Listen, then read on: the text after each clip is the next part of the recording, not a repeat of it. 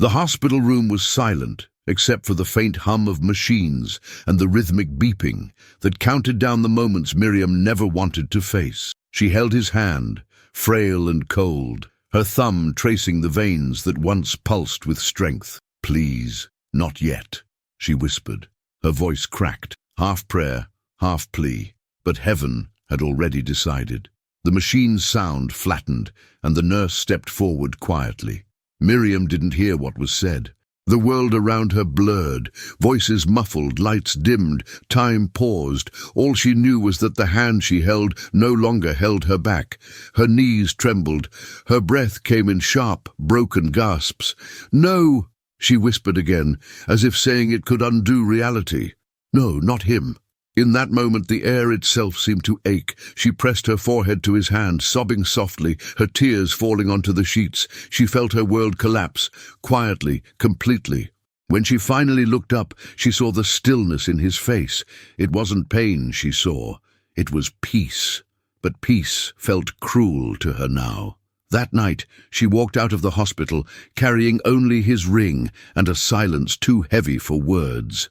The days after the funeral came and went like shadows, indistinct, endless grey.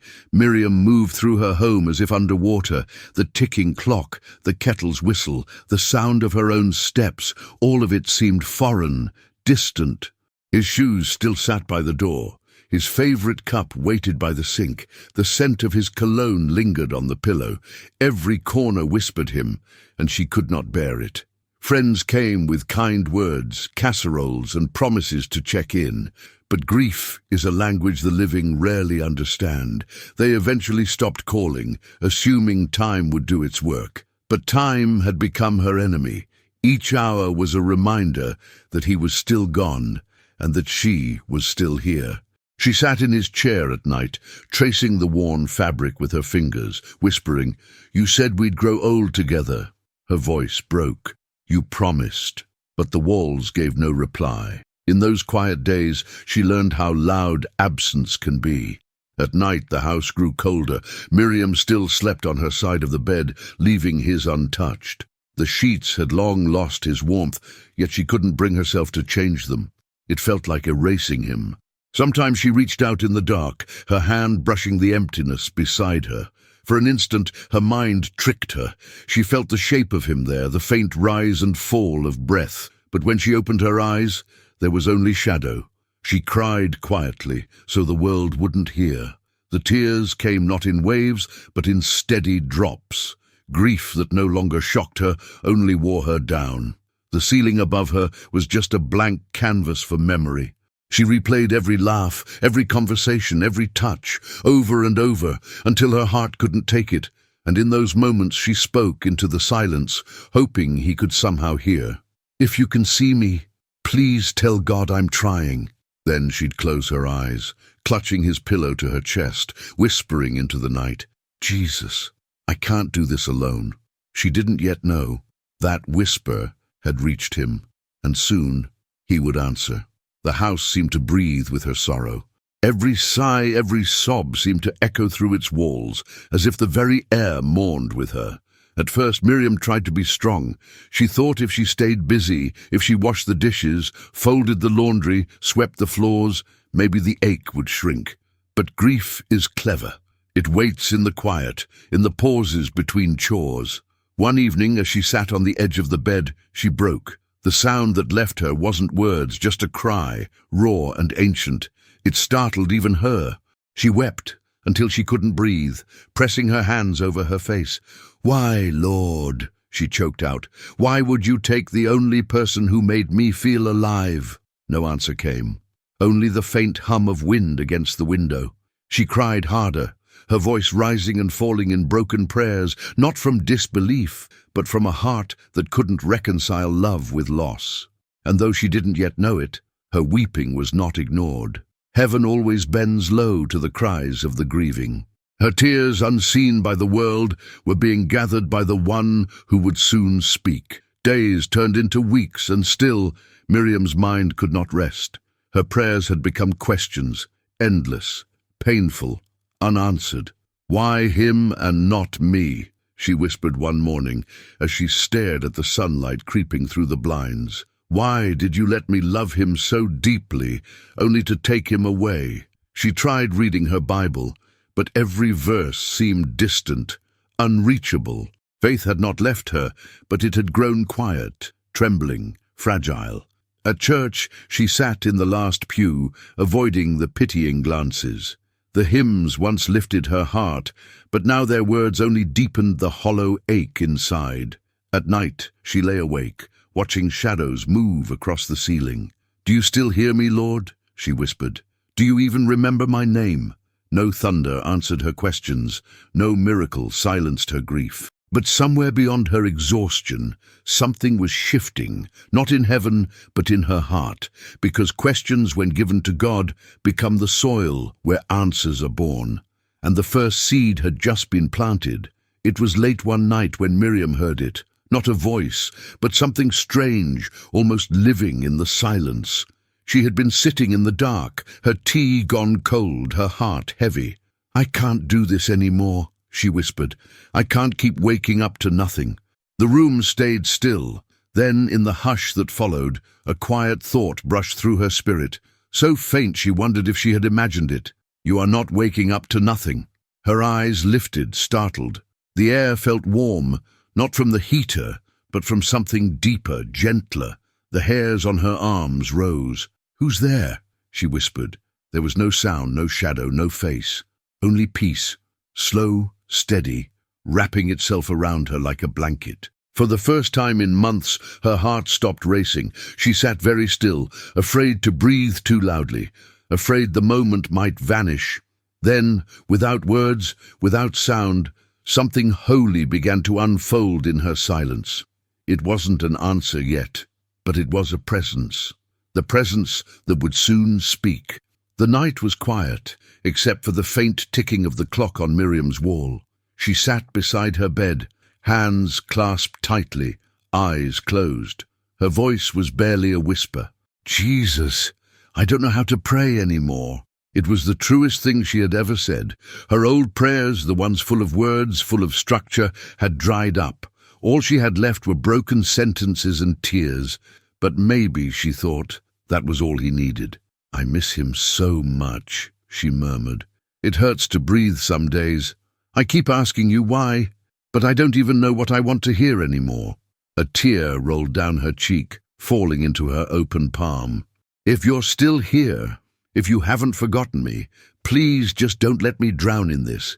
Then she stopped talking. She simply sat in the silence, her breathing uneven, her heart aching.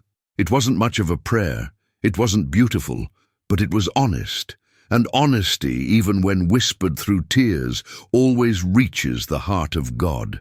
Heaven heard that small, trembling plea, and the answer had already begun its journey toward her. The next few days were the same, yet different. Miriam still moved through her routines, making tea, tidying the house, sitting in his chair, but something beneath it all had shifted. It was as if the silence in her home had changed its tone. It wasn't empty anymore.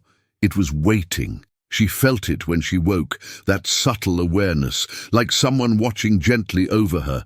She couldn't see it or name it, but it was there. Still, she struggled. Nights were hardest. She would lie awake and whisper, "Say something, Lord, anything." But heaven seemed quiet still. What she didn't know was that God's silences are not absence. They are preparation. The stillness was not void. It was sacred space being carved in her heart, room for something greater than words. One night, after hours of tears, she fell asleep mid-prayer, her hand resting on her chest. And in that deep, wordless sleep, peace hovered near her like a whisper not yet spoken. It would not be long now.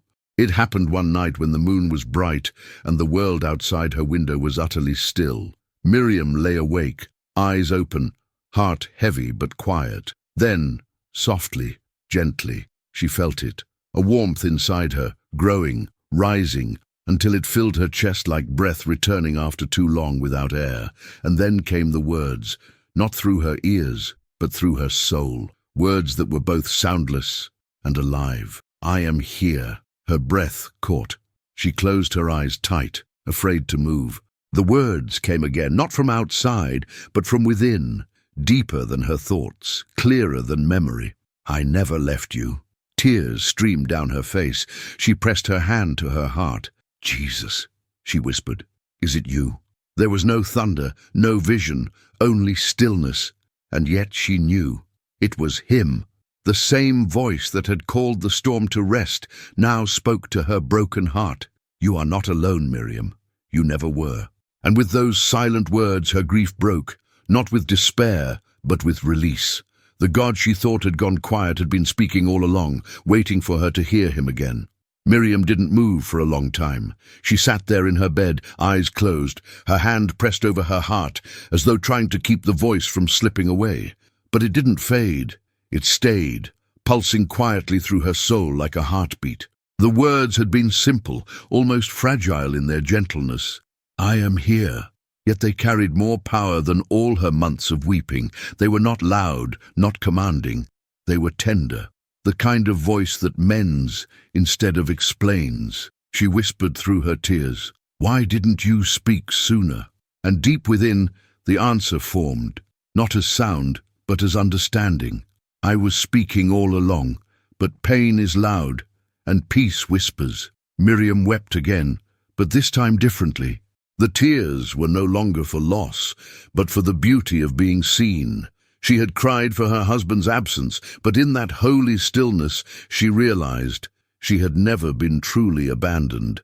She took a deep breath, and for the first time since the night he died, the air didn't hurt to breathe. The voice that healed the broken-hearted had spoken, and her heart had heard. When morning came, it was not extraordinary. No visions, no bright signs. Yet everything looked changed. The sunlight that crept through her window felt softer. The air in her lungs felt light, almost sacred. She brewed tea and sat by the window as she always did, but this time she didn't stare at the empty chair. Instead, she looked at the light on the floor. Warm, golden, moving gently like grace itself. She closed her eyes. "You're here, aren't you?" she whispered. And there it was again, that same quiet certainty. That same warmth in her chest. He was. The ache of loss was still there, but it no longer ruled her. It had become smaller, a scar, not a wound. She smiled faintly and said aloud, "You spoke, and I'm still hearing you." The words drifted through the air like a prayer, and she knew they would never stop echoing. Every morning after that, the house felt less like a tomb and more like a temple. The silence wasn't empty anymore. It was full of him. Later that week, Miriam opened the drawer where she had kept her husband's things. For months she couldn't bear to touch them. Now, her hands were steady. She unfolded his scarf, ran her fingers over the fabric, and smiled. "You're not gone," she whispered softly. "You're just home before me." For the first time, she didn't feel crushed by the memory. She felt thankful. She remembered his laughter, his kindness, the way he prayed over her at night. And instead of breaking, her heart warmed with peace. "You're with him now," she said, her voice gentle, "and he's with me." It wasn't goodbye anymore. It was communion. The distance between life and death felt smaller now, bridged by love that had never ended. As she closed the drawer, she felt that familiar presence again, not as comfort this time, but as companionship. And deep inside, she heard the echo of the voice once more. "Love doesn't die, Miriam. It returns to me, and I give it back." That afternoon, Miriam sat at her table with a sheet of paper and a trembling pen. She hadn't written anything in months. Words once felt useless, but now they felt like prayer. She began slowly, unsure how to start. "My dearest, I still miss you every day, but something has changed. The Lord spoke to me, not with sound, but with peace. And I finally understand that you're not gone. You're safe, you're whole, you're home." Her tears fell as she wrote, but they were gentle this time, cleansing, not breaking.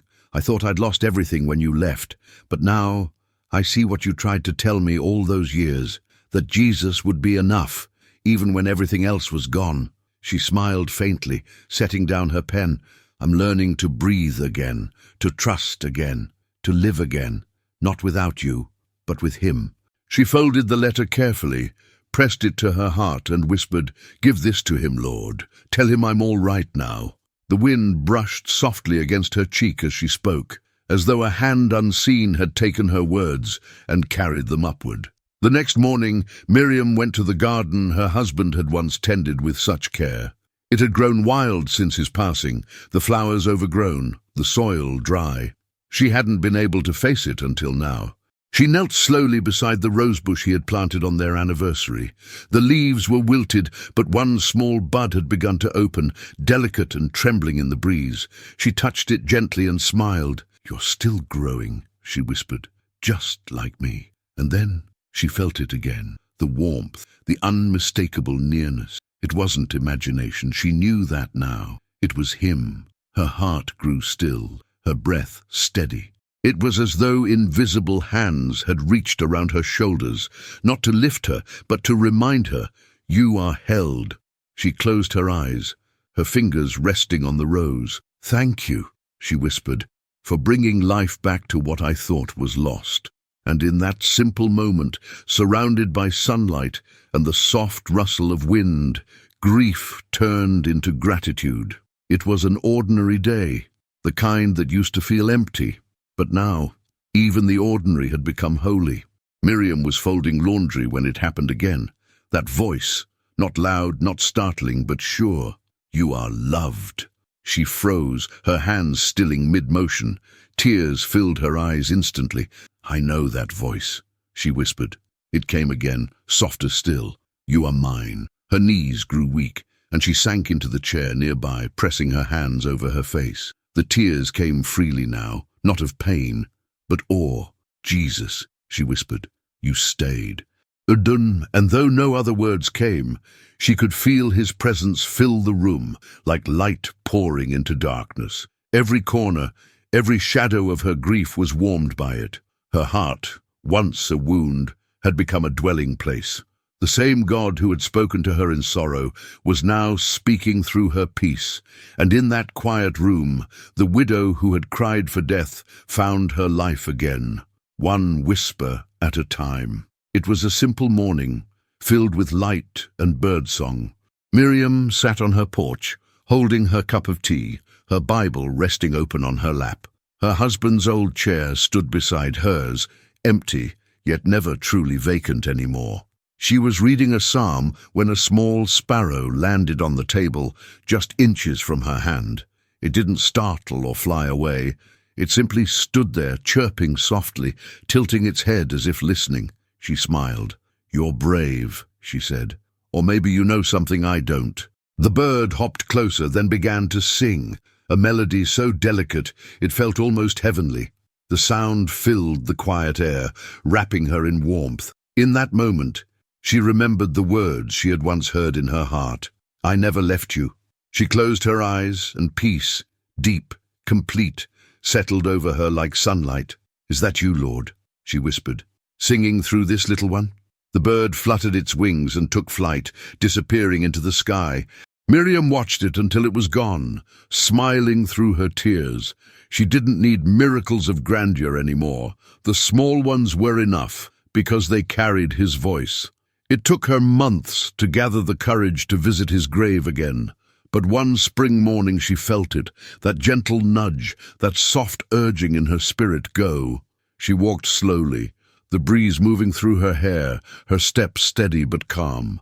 When she reached the small stone with his name carved into it, she knelt beside it and laid her hand on the cool surface. "Hi, love," she whispered. "It's been a while." She talked for a while, about the garden, the letter she'd written, the sparrow, the peace that had returned. But soon her words faded, replaced by silence, the comfortable kind. "I used to come here to cry," she said softly. "Now I just come to thank God for you." The wind stirred gently, and she felt it again, that familiar warmth wrapping her like an embrace. It wasn't her husband's presence she felt this time, but the one who had promised to never leave her. "I'm not alone anymore," she whispered. He stayed, and for the first time, she walked away from the grave smiling. The weeks that followed were quiet but full. Miriam began to laugh again, softly, carefully, as if remembering how. The house still held memories, But now those memories breathed peace instead of pain. She found joy in small things: the smell of bread baking, the warmth of sunlight through the curtains, the feel of prayer whispered at dawn. Her heart, once fragile and trembling, had become strong again, not because sorrow had vanished, but because Jesus had turned it into strength. Sometimes she would pause mid-task, feeling that familiar warmth rise in her chest, and whisper, "I hear you." And though there was no voice, she always knew what he was saying. "Keep living, Miriam, keep believing, I'm still here." Her faith, once cracked by grief, now glowed with quiet fire. It was no longer the faith of one who asks why, but of one who says thank you. She had cried for her husband's death, but through her tears she had heard the living word, and that word had brought her back to life. It was late, one of those nights when the moonlight brushed gently across the curtains, and the air felt sacred, almost watchful. Miriam had fallen asleep in her chair, her Bible open beside her, her hand resting on the page that said, "My sheep hear my voice." In her dream, she was walking through a field bathed in golden light. The grass moved softly in the wind, and ahead of her stood someone, tall, calm, radiant. She couldn't see his face clearly, but she didn't need to. Her heart recognized him instantly. "Jesus," she breathed. He smiled, not with words, but with presence. The same peace she had come to know in her waking hours now shone like the morning sun.